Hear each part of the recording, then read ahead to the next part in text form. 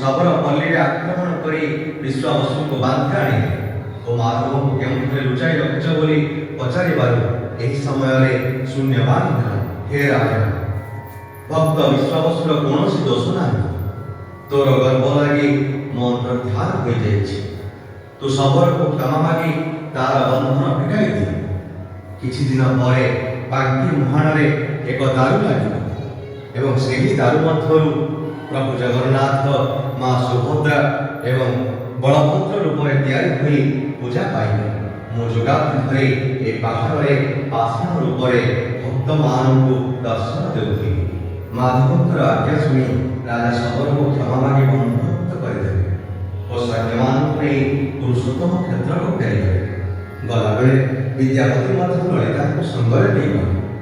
ପରଦିନ ପ୍ରଭାତରୁ ବିଶ୍ୱାବସୁ ସବୁଦିନ ପରି ଫଳମୂଳ ଧରି ମାଧବଙ୍କ ପାଖକୁ ଯାଇ ଦେଖନ୍ତେ ମାଧବଙ୍କର ସେ ପୂର୍ବଜ୍ୟୋତି ଆଉ ନାହିଁ, କି ଦେବତାଙ୍କର ପୂଜା ନାହିଁ।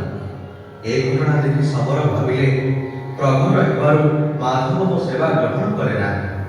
ଶବର କାନ୍ଦି କାନ୍ଦି ମାଧବଙ୍କ ନାମ ଗାଇ ଗାଇ ପାଗଳ ପରି ଜଙ୍ଗଲ ମଧ୍ୟରେ ବୁଲିବାକୁ ଲାଗିଲେ। ରାଜା ଇନ୍ଦ୍ରଦ୍ୟୁମ୍ନ ମହୋଦଧି ନିକଟରେ ଏକ ବିରାଟ ମନ୍ଦିର ନିର୍ମାଣ କରି ବ୍ରହ୍ମାଙ୍କ ଦ୍ୱାରା ପ୍ରତିଷ୍ଠା କରାଇଲେ।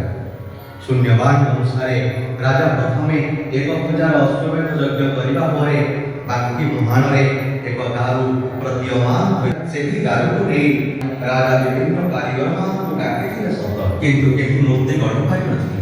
ଶେଷରେ ଜଣେ ବୃଦ୍ଧ ବ୍ରାହ୍ମଣ ରାଜାଙ୍କୁ କହିଲେ, 21 ଦିନ ମଧ୍ୟରେ ମୁଁ ମୂର୍ତ୍ତି ଗଢ଼ିଦେବି, କିନ୍ତୁ ଆପଣ 21 ଦିନ ପର୍ଯ୍ୟନ୍ତ କବାଟ ଖୋଲିବେ ନାହିଁ।